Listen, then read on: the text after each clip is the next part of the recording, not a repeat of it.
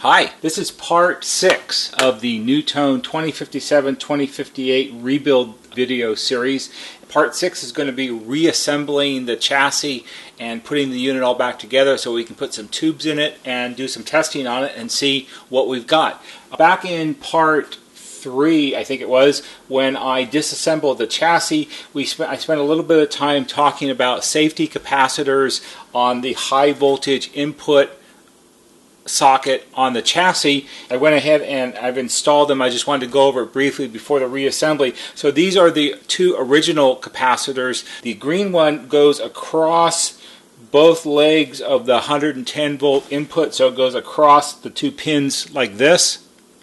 And the sort of orangey colored one here, this goes from the hot lead of the input to the chassis ground. So these, as I explained before, these both have to be replaced because they're not safe in today's world, and if they fail they'll cause problems. You can get voltage on the chassis or a short across the input, and that's all bad. These were taken off and these are scrapped now, and I went ahead and put on the new safety capacitors. So let me show you that. So what you're looking at here is the back side of the input socket, or input plug, I guess. So these are the two high voltage input pins that plug into the socket inside the wall housing, and these have 110 volts that come into them. And then on this side you have, on the other ends of the pins, you have two solder tabs, and we have the two yellow capacitors replace the old original capacitors. So this small one right here that goes across the two input pins, this is an X type. An X type is used for across the line protection, and that's what this one is. And then this larger one down here, this is a Y2 style, and Y2 style is for line to ground applications. So these are the modern day equivalent of the two original ones that I took off. These should be changed out on every single tube radio that's ever worked on nowadays, because it gives the owner of the radio some protection. The old ones aren't even safety caps, they're just capacitors. The long and the short of it is they need to be replaced. So now it's time for some reassemblies. What I'm going to do is I'm going to record the entire reassembly process. However, there will be no audio. It will be a silent reassembly. Sit back and relax, and you can watch the reassembly, or you can jump further ahead and skip this part if you're not that interested and see what we end up with and what happens after the reassembly.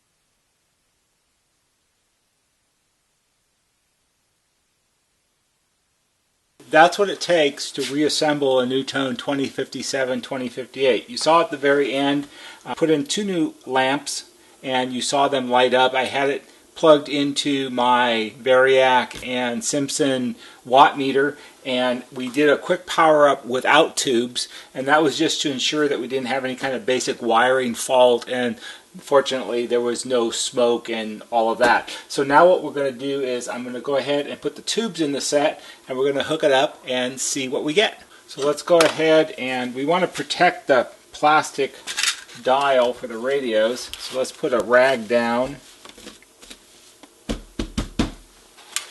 And we'll go ahead and set this way. That's how it's marked, so we can see what tubes they are. So if you remember, we did our tube test. I think that was in part 1. And here's our box of tubes that I ordered. These have been carefully stashed away since they came in, because it's always really disappointing if they roll off the workbench and break, because they're not very forgiving because they're glass.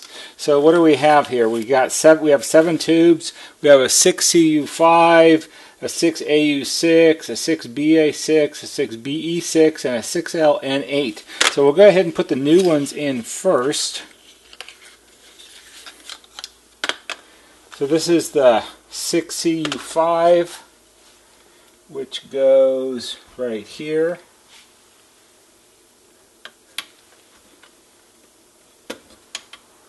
When you put the tubes back in, you want to make sure that you don't have any wires or anything touching the tubes, if at all possible. So here we have a 6BE6, which is this one down here.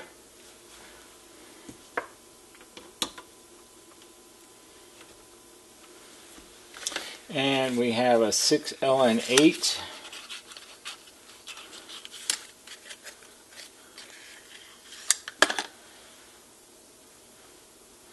which is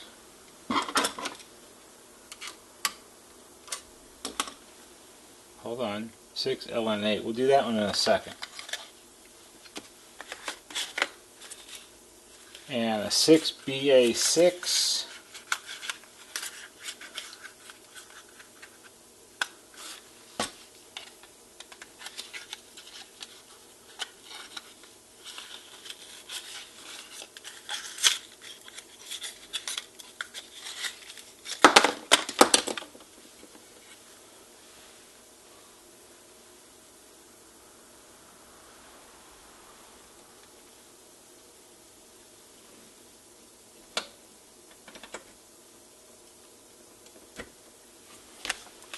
And a 6AU6.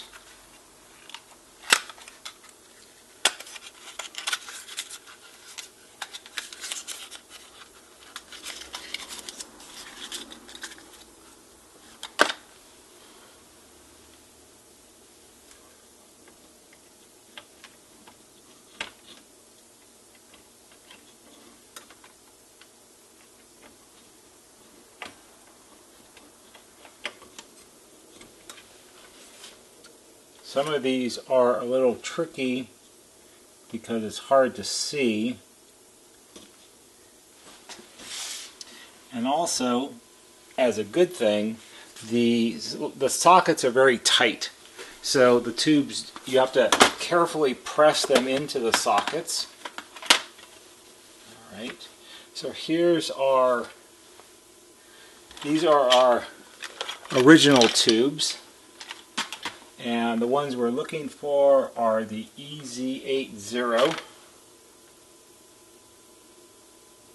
and the 12AX7. This is the 12AX7. That's an original NuTone tube. So you get your money's worth out of that one.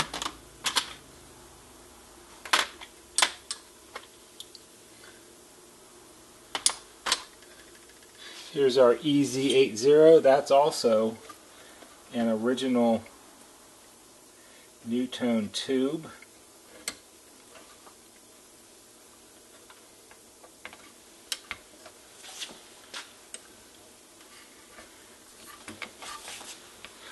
must be really exciting to watch.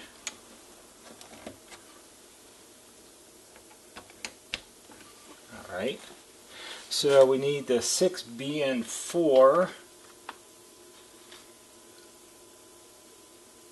which is this one, also an original tube. And then our last one is the 6BL8, which I need to check something. Hold on a second, I'll be right back. Okay, so what I was checking was, here, let me show you this. I'm going to fold over the name on it for privacy.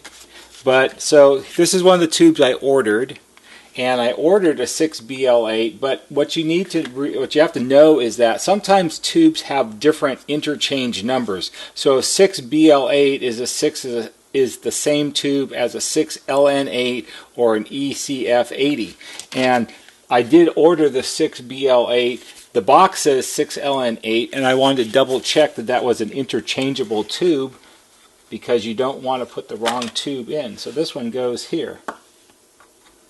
Now, if you remember, a lot of these had metal shields on them. We're not going to worry about that right now. That's something that gets added back on at the very end. For today, this is all about testing.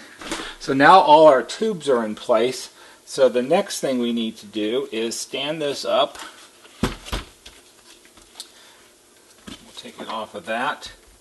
And let me get an antenna hooked up, and then we'll hook up some power, and I'll show you how we check it. So let me explain the setup to you here.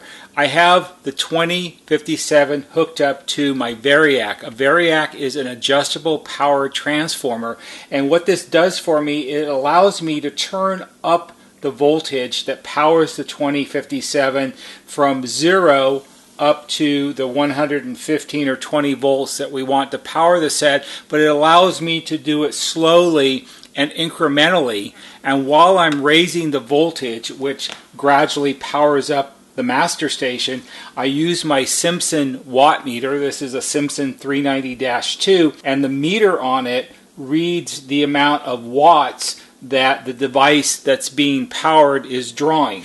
Now we know that a properly working 2057 should pull about 59 watts of power. That's what the book says. What we're looking for is, when we gradually raise the voltage up on the Variac, I'm going to be monitoring what the meter says on the Simpson. If it all goes properly, the wattage should rise up as we turn it on, and as the set warms up, it will gradually increase over a short period of time, and it should settle in somewhere between 50 and 60 watts.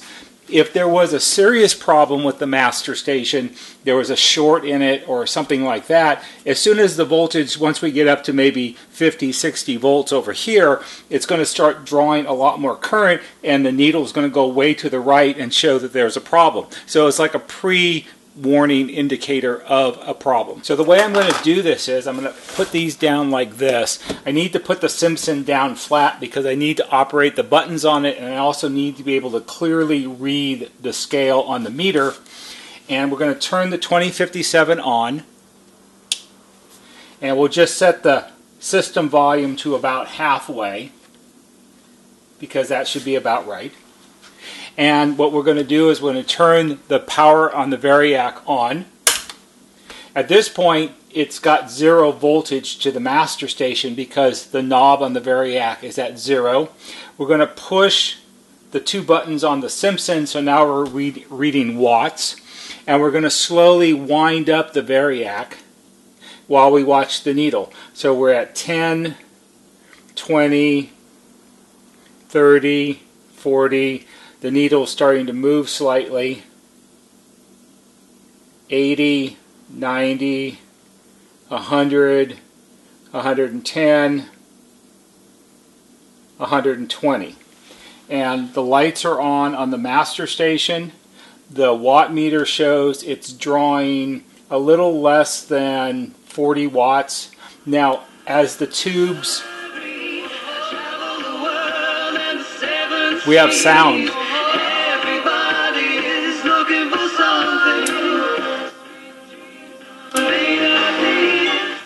We'll turn this down. we have that copyright infringement thing we have to worry about. We're going to let the set warm up here.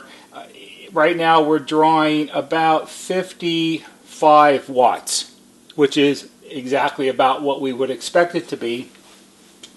If I turn the bench lights off, I can sort of tip the set over slightly, and we have glowing vacuum tubes, which is a good sign. And they're glowing just roughly by visual inspection. They're glowing about the right amount. None of them seem really dim. None of them are really, really, really bright, like they're being overpowered. So that's a good sign. Our Simpson is telling us that the current draw from the master station is about right, and that's what we want it to be. So what I'm going to do is I'm going to stop recording. I need to let this run for a little while and stabilize while I do a few other things, and then I'll be back.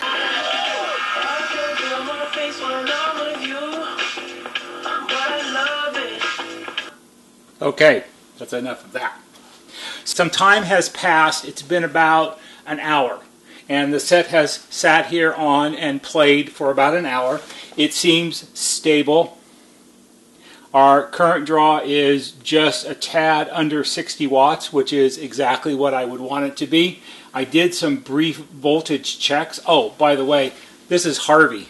Harvey came down. He liked the music, so he came down. He was sort of getting jiggy here in front of the set while I was working on it. He's our executive YouTube producer, so he has a lot of leeway. One of the things that I did while I wasn't recording had to do with the FM tuner. If you remember way back in the first part of this video series, we had a problem, or there was a problem with the way the FM tuning knob, it was very hard to turn and so forth. And what I found was I had to replace this. This is the FM tuning condenser or variable capacitor. And the way this is supposed to work is when you put the knob here to give yourself some leverage, it takes more than one turn of the knob to move the needle from the left end to the right end of the scale.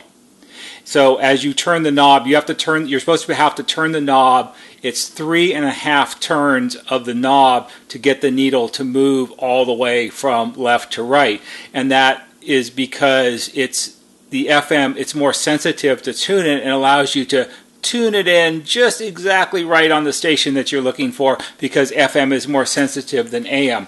This doesn't work that way. I think what's happened here is this is sort of a two-piece arrangement. You have the outer shaft here, the brass part, with the inner core here, which is silver, and as near as I can tell, this is sort of a friction fit sort of slippage kind of design, where you turn the inner shaft and it slowly rotates the outer shaft. There's no gears or anything, so it's a little unclear as to exactly how it works, but in this case it doesn't do that. The outer shaft turns the same amount as the inner shaft, so it only takes about 3/4 of a knob turn to go from left to right. The problem with that is it's not right, and the reason it's like that, I did try to clean it, that didn't help, is I think it's bent. And I think the inner shaft is bent and it's rubbing up against the outer shaft too much, and that's why they're sort of stuck together. So I actually had to rob one out of a used chassis and swap them out. So this is the original one, which is bent and no good, and we put a replacement in the chassis. That took me about a half an hour to do, because I had to partially disassemble the master station to be able to get to the screws, to take it out, and so on and so on. So that wasn't any fun at all. Let's do a little initial testing here. We'll turn it up. I can only play stations for so long, so there's our FM. And you'll notice as I turn the knob how the pointer moves. It moves very slowly.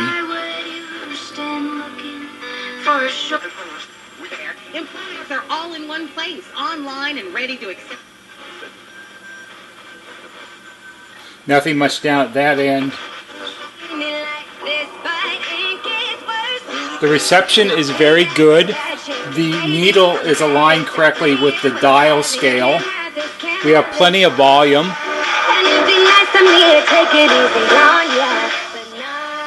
Our tone control works.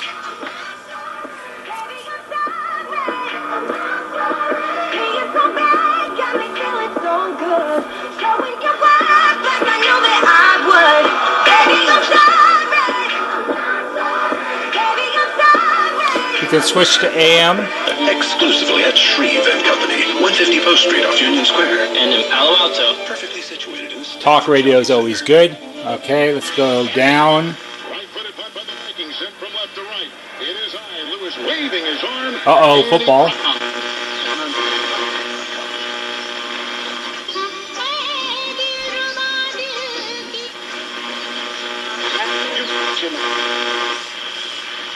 And lo, I am with you always.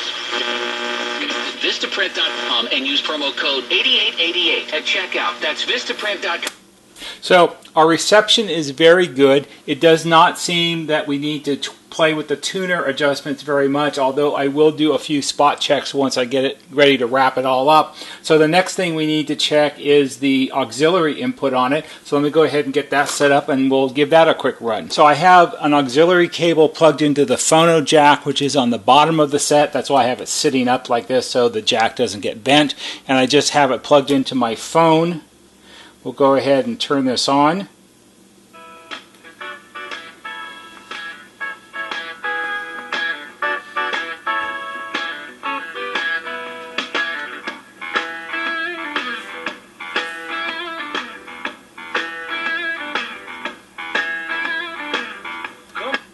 And that seems to work fine. That's all we can play. The last bit to test will be an intercom station to make sure the intercom works correctly. So let me go ahead and get that set up and we'll give that a quick turn. So I've got it hooked up to a NuTone. This is a 2025 speaker, which is vintage correct or age correct for this model. If I go ahead, I can turn the master speaker volume back on. And it plays. And I'll turn this one on. And it plays. Volume control works. We're not really testing the speaker, but I cleaned the controls on this anyway. And if we turn this on, the intercom should work. Better music for The better feedback, weekends and Rihanna's Love on the Brain. the feedback is because the speakers are close to each other, and it'll work from this side also. Free workday kickoff. And the intercom should work also. This. So that's all good. So it works. That's what we want. So the last parts to do are I need to clean up the faceplate and the knobs and put the chassis back in the faceplate. Do a few other little odds and ends. I want to straighten out the antenna connections on the back so it's easy for the customer to reinstall. And we're almost done. It's just as important that the set looks its very best now that it works really well. So here we have the original faceplate, and you might remember, or if you go back and look at part one, it had a piece of Scotch tape that someone had put across the face here. Now, these faceplates are made out of anodized aluminum, and you have to be really, really careful with them because you don't want to scratch them or rub off or scrape the anodized finish, because what's underneath looks totally different and you'll never get it to look right again. So the easiest way to remove something like the tape is all I did was take it to the shop sink and I let a very low flow of hot tap water run over the surface of the tape for 10 or 15 minutes, and that softens up the tape so then you can easily peel it off. Usually it leaves a little bit of a film of the adhesive from the tape, and you let more hot water run on it, and then you can very simply roll it off and rub it off with your finger. I didn't use any tools at all. All I used was hot water and my finger to take the tape off. It was somewhat dirty, so I used my usual orange citrus cleaner, which is very mild, and I just sprayed everything with it and let it soak a little bit on there, and then used an old toothbrush to sort of scrub off the grime, which did a really good job. There was a lot of paint on the edge of the set, along here on the back edges where it sits against the wall. One of the things that you face on models from this era, this is 1962, is that when they have wall paint, the master station will be in the kitchen. And back in those days, kitchens were always painted with oil-based enamel paint, and that's really hard to get off sometimes. So I do the same thing. I use a plastic putty knife and I scrape the paint off the back of the flange where it sits against the wall, because you don't see that. And then you can sort of scrape along the rolled edge here, and that will take off about 60% of the paint that's been built up.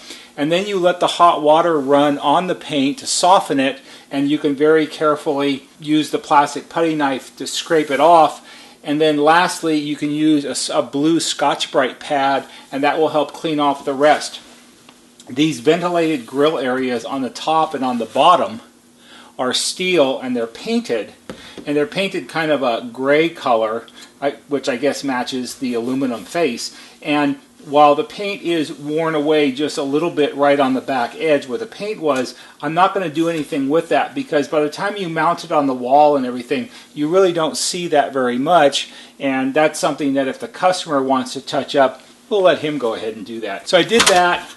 I did remove the paint on the edge all the way around the back and used the Scotch-Brite and took it off the sides here and there where it had built up. It's in pretty good shape now. This little grill area, the top part is a little loose, and at the very end, when everything is done, I'm going to use some really thin double-sided tape that we have, and I'll cut pieces and put it back behind it and push it back on, and that will be fine. The other thing I did, just like on the ends of the room control switches, I also cleaned all of the grooves on all of the control knobs. These had a lot of gunk and built into the groove, so I did the same thing with, I soaked them in the orange citrus cleaner. I used the brass bristle brush and bristled them in the direction of the grooves, let them soak longer, do it again, and now they look pretty close to like brand new. So all we have to do now is put the chassis back in the faceplate, and we're almost done.